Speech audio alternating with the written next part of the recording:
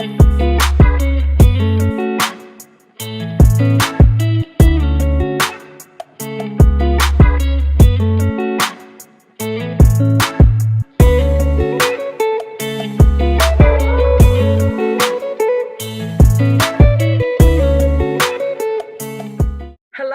and welcome to Love Talk. I'm Denise Taylor, and I am excited that you tuned into this episode. The First Wives Club welcomes you. Love Talk is where we talk about love and we consider wives and have them in mind. So, I don't know if you are in the same boat as me. I started off this year with so many plans. This was my flagship year to live my best life. I turned 50 years old and I had celebrations planned all throughout the year, including travel and vacation and all sorts of great things. Little did I know it was going to come to a crashing halt as we suffered something that is unprecedented, right? A pandemic. And so I, who am a lover of travel, have had to think through how I could still have travel experiences and still feed the need, if you will, in light of all the precautions that I personally want to make sure I take. So I decided to tap into some wisdom. Shanell Varner is a licensed travel agent. In fact, she has helped me to do a fantastic trip recently over to Greece and Paris and Cyprus, and it was just great what she had done for us last year. So I decided to tap into Shanell's wisdom to see if she could help us as individuals and couples who really have a love for traveling figure out how we're going to still get some experiences in this year, summer of 2020. So tune into this episode to come up with some great staycation ideas. It'll also include some perspective around precautions we should take and how we can look forward to travel in the future. Now, before we get started, I do want to say that this episode is being brought to you by the I'm the Good Thing book. One of the things about the I'm the Good Thing book, it was inspired with wives in mind. It's all about development and growth. Now, in the same way that you maintain your body, you maintain your hair, you maintain your home, you maintain your car, you have to focus on maintaining yourself and your relationship from all perspectives. And what the I'm the Good Thing book helps you to do is to take into consideration your personal development and growth. Your individual growth is a significant part to how you then translate that into your relationship. This book combines the book and the workbook into one. And so those two valued pieces are there to help you grow over a focused 30-day period into a brand new, renewed perspective about yourself and your relationship. This book will not let you down. It will help you to be the change you want to see personally and relationally. So if you don't have your copy of the I'm the Good Thing book, be sure to order yours today. Visit online at firstwivesclub.live to order. Now, without further ado, we're going to jump in and have a great conversation with Shanell as she unpacks some really wonderful ideas for those of us who love traveling and now are scratching our heads on what to do. So I will see you on the other side. All right. I am so excited to be here with Shanell. She is a sweetheart. She helped us to plan the vacation of a lifetime. So I know she's got some great tips for us as we talk about this season of travel being kind of limited in what some of our options are. So thank you so much, Shanell, for joining us and bringing your beautiful smile to the table. And why don't you kind of kick us off by introducing yourself? I want you to tell us about your family, about your husband. Just help us to get to know you a little bit better. Sure. Well, thank you. Honestly, you have been a sweetheart in my life since we met and had the luxury of planning your trips and spending time with you and getting to know your family. So thank you for the opportunity to spend some time with you today to talk about my life and what's going on in the world and with travel. So I am the founder and CEO of Moonglade Travel. We are a full service boutique travel consulting company here in the Charlotte region. I'm a happily married wife to Kimani. Mhm. Yes, my husband. Yes, I love him. We've been married 5 years this year. We have three amazing children. Camille is 3. She'll be 4 in July. Kairos, who is all the boy that we need, will be 6 in 2 weeks. And our sweetheart journey just turned 10 in April. So What super busy. beautiful names. They have some beautiful names. How nice. They are adorable too. So I am so glad that you could join with us today. As I mentioned for everyone, last year we had the chance to take a lot of vacations that you helped me with, but we had the chance to take overseas vacation, which was great. And you did all the planning and it all turned out well. So I was very pleased. But as I started thinking about this year and how for so many of us who love travel like myself and like my family, it was just kind of flipped on a dime, where travel just kind of became this thing that you was trying to figure out how you could give refunds for because it just didn't seem like it was going to happen. But at the same time, our love for destinations, our love for experiences, our love to get away did not go away. So, why don't you tell me a little bit about how your role in the travel industry and within your business has shifted a little bit with this? And then we'll get into some tips you may have for us who still have that longing for travel. Sure, absolutely. So, as you mentioned, over the last just 2 months alone, things have shifted or stopped. Honestly, I've had clients myself. We were in Bahamas in March when things had really starting to shut down and get affected or impacted by the virus. But clients who were currently traveling and had to get home, immediately and had to cut vacations short, or clients that were due to travel this month, last month, next month, who've had to cancel their travel arrangements, obviously just due to the travel restrictions and advisories and borders being closed and all the fright around the pandemic. So it's been challenging, obviously, with the travel business. um, we've had to cancel trips, we've had to issue refunds, and honestly nobody's booking travel right now. Well, not nobody. I have had some inquiries for later this year or into next year, but it's just so much uncertainty, honestly, that we just don't know. We don't know what things are going to look like. I will say right now, a lot of borders that are closed or states that are closed are looking to reopen late June, early July. Some talking to August, but with very strict guidelines. We're talking about the rapid test. You have to have a positive um, reading for the coronavirus. A lot of airlines and hotels and resorts are doing obviously increased cleaning and sanitation. You'll probably see a lot of contactless check-ins at the airports and the hotels. You'll see masks being required on flights. And so it's just going to be different. It's really going to be different.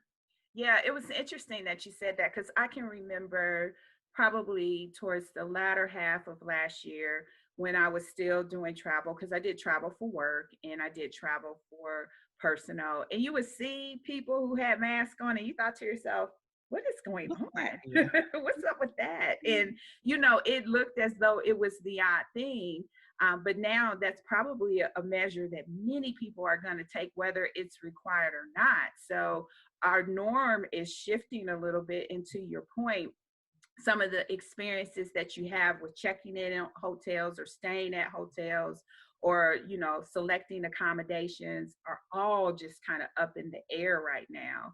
And so help me understand a little bit, especially insider, around some of the restrictions, right? When you talk about borders are closed, so that means we can't go there, or we can go there but we risk getting stuck there, or like help me understand that and where we can find information that's creditable to Okay. help with some of those decisions. So good point. So a lot of the borders are closed, like for Mexico, a lot of Caribbean islands where they are not letting outsiders in Mhm. at all. So those restrictions will start to be lifted in the next couple of weeks or so. But other states that are opening up now, they're open, you can go, but they do have a mandatory 14-day quarantine.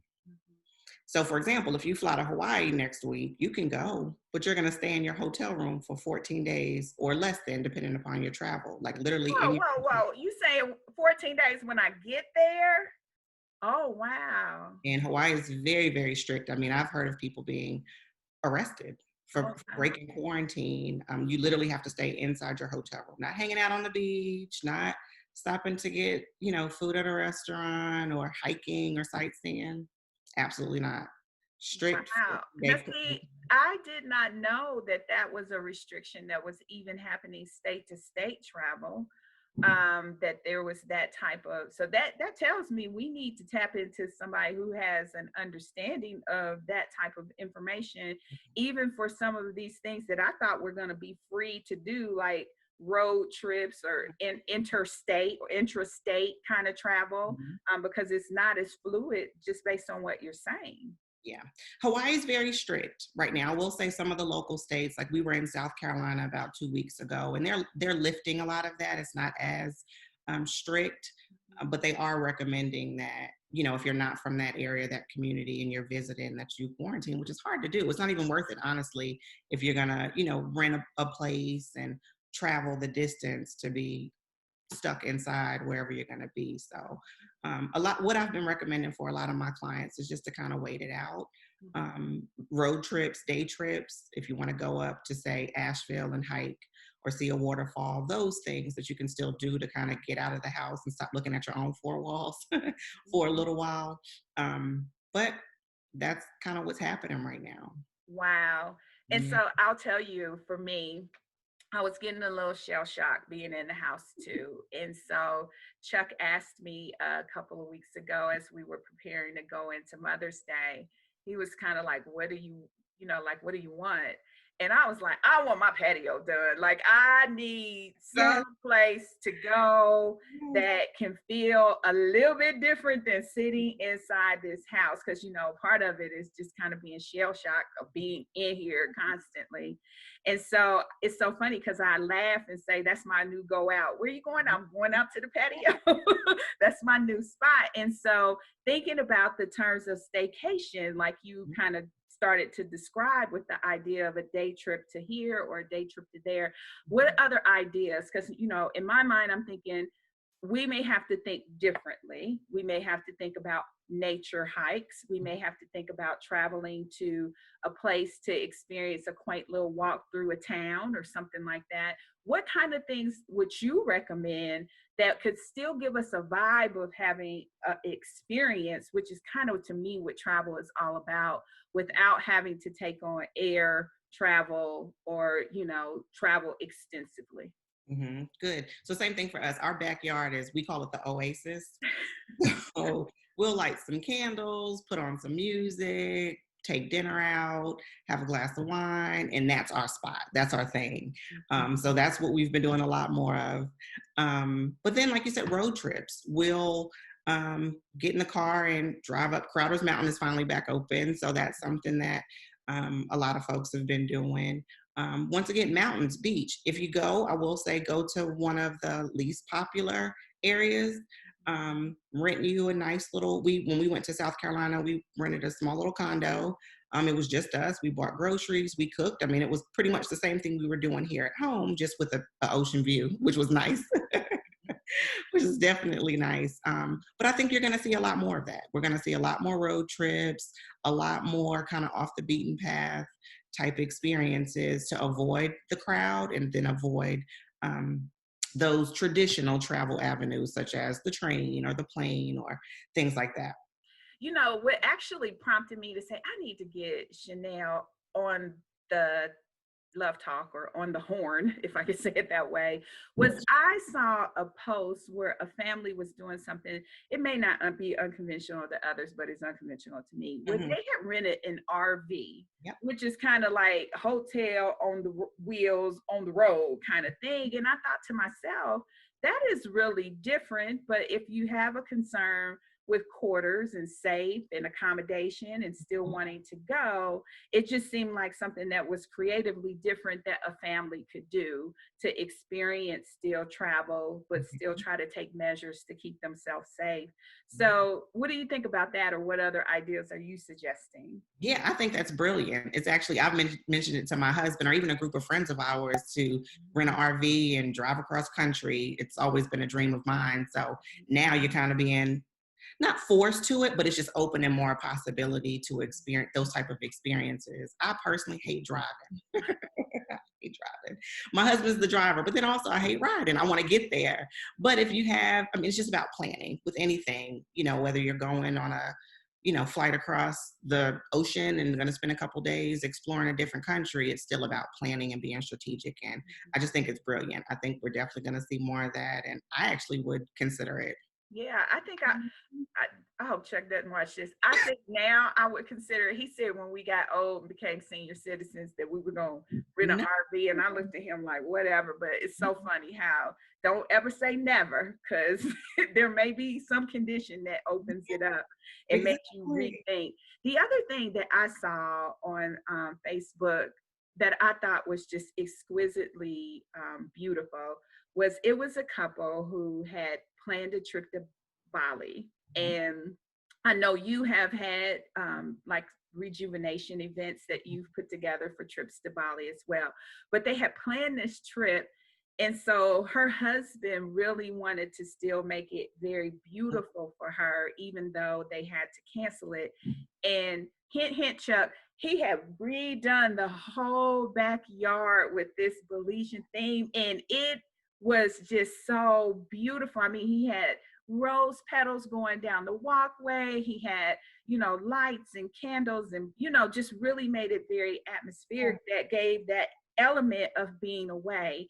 And to me, that's what I think we could begin to do experientially to transform and not feel like we're stuck, right? Because part of the downer in all of this is the fact that you just feel like you're stuck. You're stuck at home and can't do anything. But I think we can think so creatively around how to bring some of those experiences to life for ourselves. Have you heard or seen anything like that? No, I haven't, but think that's very creative. Like I said, we've done our little mini, not Bali extreme, but like I said, to our backyard, and even for the kids too. But staycations you mentioned earlier, we were doing those before all of this happened. Back in December, we just went downtown, rented a nice little place, had dinner, ordered takeout, walked around, and that was great. I feel like romance can happen anywhere the two of you guys are together, but of course, a nice background of a beautiful destination would enhance that. But I think that's something that we have to be creative. We have to think outside the box on maybe you can't always go somewhere, but how can you bring it to, your environment? How can you recreate or create that happiness and peace?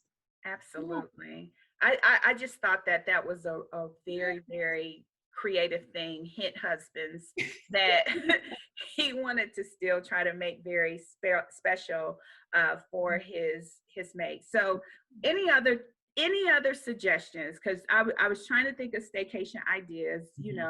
There are so many small towns around that have little walkthrough shops. I'm thinking of, I've been over to Winston-Salem, which is not too far from us.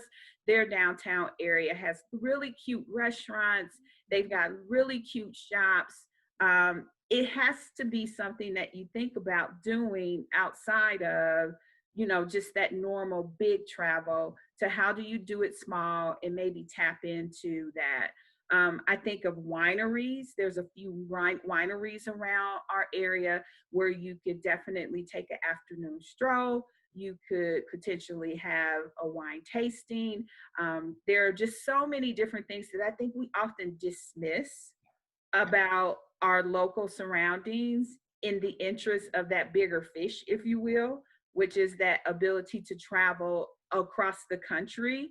I think that we have an opportunity to really tap in and get to know something in closer range. So from your perspective, what other things would you suggest? I don't know. I'm just coming up with some ideas of things that have come to mind for me. Those are all great, actually, and those were some of the ones that I would recommend. Winery, obviously, top of my list. Um, Greenville, South Carolina, Greensboro, North Carolina, outskirts of Raleigh. You have Cary and Morrisville, nice little cute, swank little towns. Drivable, easy. You could do a day trip. You could stay overnight. Um, it really just depends on what your interest is. You can go to the mountains. Gatlinburg is not far, maybe 4 hours north to Tennessee, or out to one of the nice coastal towns of North Carolina, just to really get away, have a different scenery, and reconnect is bottom line what it really is all about with romance and travel. Yeah, that's very true. So true. And so I think the biggest thing is what you just called out, especially when it comes to couples, is that usually the travel time is a time that you can then focus on one another, right? Because you have made that deliberate attempt to go away, to be together, and to have those plans, unless you had a girlfriend trip plan like me, but that's a whole Uh, nother thing, okay? But those are good that too. that consecrated time of you being together, and I don't think that we should get dismayed from doing that, from Mhm. still making that the priority, and looking at this to say, okay, it's more affordable, right, to do some of these things, and really try to think creatively. I know Chuck recently said to me that he wanted to go up to one of the lakes in Virginia and do some rafting. And I Yeah. was like, I'll be waiting on you when you get back, but I'll ride up there with you. But he wanted to do some rafting. And so I guess the point that I think both you and I are both saying is that there's things we can do. A lot of times we feel like if we can't do that big thing, that we can't do nothing. And that is not the case. There are things that we can do. And so help me understand. Okay. Imagine with me, it's 2021. We are far beyond our current situation. Where do you recommend we plan to go? Like, what should we set our sights on? So, this is your industry. Where are the top international locations that we should think about for our 2021, the world's all better kind of place to put on our list? Good, great question. So for romance, so it depends on who's going. So romance travel, I will definitely say some of the most romantic places in my experience that I've either been to or have booked for my clients. I love, love, love, love, love Jamaica. I'm sorry. It's right down the road, right across the pond. It's one of my favorite places. Super authentic, great food, amazing people, awesome culture, and of course, the beautiful island. Want to go out a little further, obviously Bali. Bali is one of the top ones that I would definitely recommend for romance. And then Paris. Paris is just the city of love. Would be my top three, I would say, international for romance. Okay. All right. You made a good point about road trips. Like you said, a lot of people don't have the time. I mean, you think about a flight to Bali is about 25, 30 hours. Oh, I didn't realize it was that long. Yeah, with connections and time difference and all that jazz. So a lot of people don't have the time or the money. Honestly, these once of a lifetime type trips are expensive and take time. I have a lot of clients that plan these trips for years. You're talking about 1 to 2 years that they're paying on a planning for a trip of this magnitude. But when we're thinking on a more of a smaller scale, more local, more grassroots or authentic, it's in our area. It's right in our back door. It's across the border. It's a couple hours drive. And like you said, me and my husband have some of the best conversations in the car, on the road, listening to good music, sparking thoughts, and just really having a good conversation. So you made a really good point about that. So I think we'll see more of those as well. And so what are those must do US destinations? Which ones would you call out? If some people just don't want to do international travel, and that's understandable. But if you had to say those must do US destinations, and to your point, it depends on what your interests are, obviously. But where would you say you would put as your top 3 or 5? Top three. So New Orleans is always a good one. Good jazz, good food. Just really just the history there. I would say I really enjoy New Orleans. Hawaii definitely is a top US, but it's a little challenging to get to on the East Coast, unfortunately, sometimes, but phenomenal, phenomenal place. I would say New York City. Honestly, if you've never been, same thing with Vegas. I'm not a fan of Vegas personally, but I feel like everybody should go just to experience it just one time. Yeah, um, Another one I really like is Catalina Island. It's off the coast of California. I've been there. Oh my gosh. You think you're somewhere else.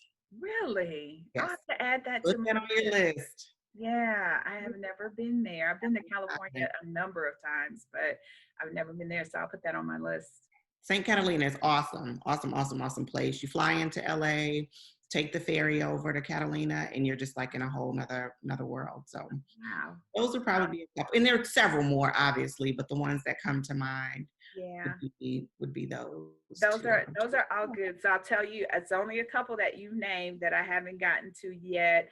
We were planning to go to Jamaica in December, so I'm still hopeful that we can pull that one off. In Bali, I haven't been there though. The 24 hours sounds intimidating to me. I'm not gonna lie. When you reach that age where you're getting hot flashes, that airplane ride is a long joker. I'm not gonna lie. So we'll have to see. I might have to get past the season. And Mm-hmm. then obviously Catalina Island. I've heard of like the Catalina Jazz Festival. And I've heard of different things happening there, but your description of it being so beautiful has drawn me in. Absolutely. Well, I have one question, and Okay. you're going to be like, really? That's your question? Yes. Is travel insurance really worth it? Oh my I God. mean, they promote it obviously when you are making your arrangements, but from your perspective as an agent, as someone who's licensed, who owns a business in this industry, would you say that that's something you recommend and help us understand it a little bit better?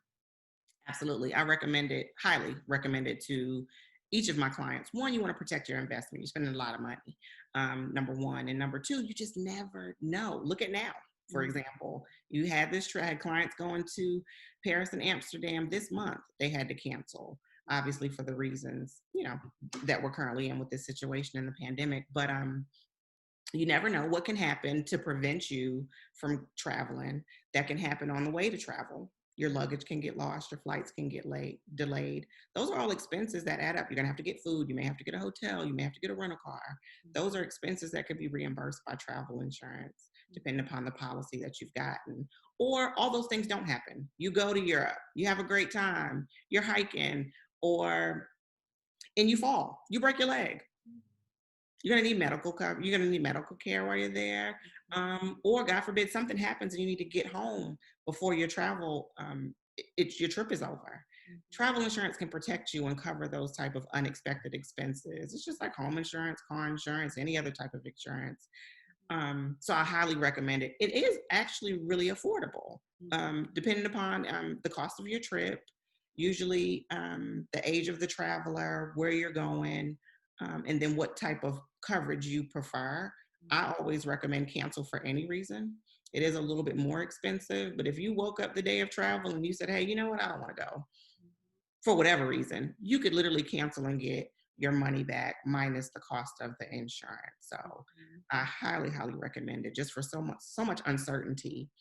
Well, I'm going to tell you, Uh-oh. I planned my girls' trip in August of this year in Cabo because I was having my 50th year. I was doing living my best life year, right? Before pandemics slipped in. And so I had not been a person to subscribe to travel insurance ever, right? And so back in March, when the momentum started to get behind COVID-19, I was like, I should call and add because you could still add it after the fact, right? So I had made those arrangements back in early fall for that trip. Okay. And they pulled it 2 days before I called that I could not get it. And I am now faced with the potential, if things don't shift, that I'm going to lose that money. I'm going to lose the investment around what I had planned. And so I think that I am a believer now in it, because I always thought, to your point, if I'm gonna go, Right. like hella hard water, I'm getting on that plane and I'm going whatever is going on. But in this particular case, it was something that was completely outside of my control. Mhm. And so I have to say that this entire situation has convinced me that travel insurance is something that I need to seriously take into consideration, because it may not always be on me, right? In terms of why I can't go, or what may happen in the course of travel. Now, the one thing you did mention is that there were different types. And so help me understand a little bit more of that, because like when you check out on your airline flight, they offer it to you, but that may not be the type that you describe. So is it something that you can buy outside of the purchase you made, or does it have to be tied to the purchase you made? Right. Great question. So, um, I use a third party. There's some third party travel insurance providers that I really, really like. And then there's some suppliers. I have a lot of great relationships with some suppliers that I use often, and they offer some coverage as well. Oftentimes, it's not as comprehensive as a third party. So I typically, especially if it's a more expensive, more robust, a lot of component type of trip, I kind of go towards my third party. So what my third party does, and you typically you can purchase travel insurance at the time of booking or up to, I don't know, a day or two before you travel. The difference is if you want cancel for any reason, which I could wake up and have a bad hair day and say, no, I don't want to go. And it is not a listed or authorized reason to cancel, such as if I lose a job or if I'm ill or if I have a death in a family or whatever. There's a strict list, a guideline for you to cancel. But if I want that cancel for any reason, I have to book it up to 14 days after I pay a deposit on a trip. So that's the key thing. Now, if it's just a standard coverage policy where it may just cover me if my luggage is lost, or my flights are delayed, or has a little medical policy where if I get injured or ill, those type of things, you typically have arranged to, you can purchase it at any time, usually after the deposit. So Okay. I usually recommend anytime I send a quote to a client, it typically has the travel insurance attached with it. Just so if that's something that you want, these are the different options, and you can select that at the time of booking. Mhm. Yeah.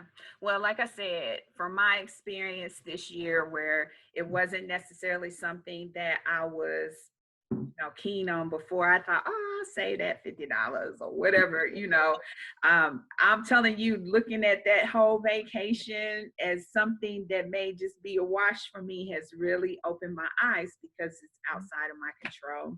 Yeah. So that was Well, my nugget. What else? Go ahead.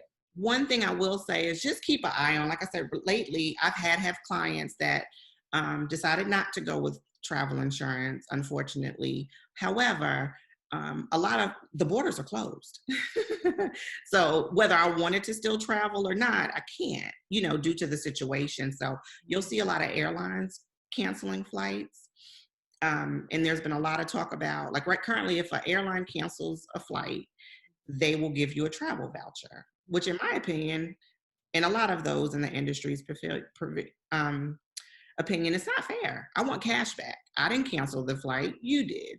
Mhm. So we've been really seeing a lot of advocacy around airlines giving cash refunds if they cancel a flight. Mhm. Also, continue to just watch out for it. That's what our role is as a travel advisor, is to advocate on behalf of our clients, to be that voice, to say it's not fair.